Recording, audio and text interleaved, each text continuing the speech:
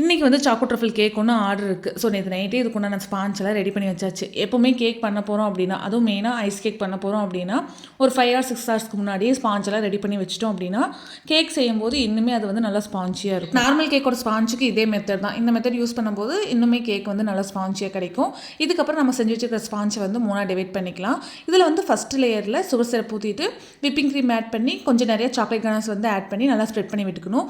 இதே தான் 3 லேயருக்குமே 3 லேயர்லையுமே whipping cream chocolate Kana's இந்த 3மே ஆட் பண்ணி க்ரம் கோட் கொடுத்து ஒரு 1/2 hour வந்து ஃப்ரிட்ஜில் செட் பண்ண விட்டாச்சு. அதே மாதிரி மறுபடியும் மெயின் கோட் அதாவது ஐசிங் பண்ணி அதையும் ஒரு 1/2 மணி நேரம் ஃப்ரிட்ஜில் வந்து செட் பண்ணி எடுத்தாச்சு. இதுக்கப்புறம் நம்ம டெக்கரேஷன் ஒர்க்கை வந்து ஸ்டார்ட் பண்ணிடலாம். கேக் வந்து நல்லா ஐசிங் பண்ணி ஃப்ரிட்ஜில் செட் பண்ணி எடுத்ததுக்கப்புறம் சாக்லேட் கனாஸ் வந்து கேக் ஃபுல்லாக ஊற்றி நல்லா ஸ்ப்ரெட் பண்ணி விட்டாச்சு. இது கூடவே ஓரியோ கிட்கேட் இதெல்லாமே போட்டு நல்லா டெக்கரேஷன் பண்ணி கஸ்டமருக்கும் நீட்டாக வந்து டெலிவரி பண்ணியாச்சு. இந்த கேக் எப்படி இருக்குன்னு சொல்லிட்டு மறக்காம கமெண்ட் பாக்ஸில் கமெண்ட் பண்ணுங்க. யாருக்காவது ஹோம்மேட் ப்ரௌனிஸ் அதுக்கப்புறம் டீ கேக் இதெல்லாம் வேணும் அப்படின்னா வாட்ஸ்அப்பில் வந்து ஆர்டர் பிளேஸ் பண்ணிக்கோங்க.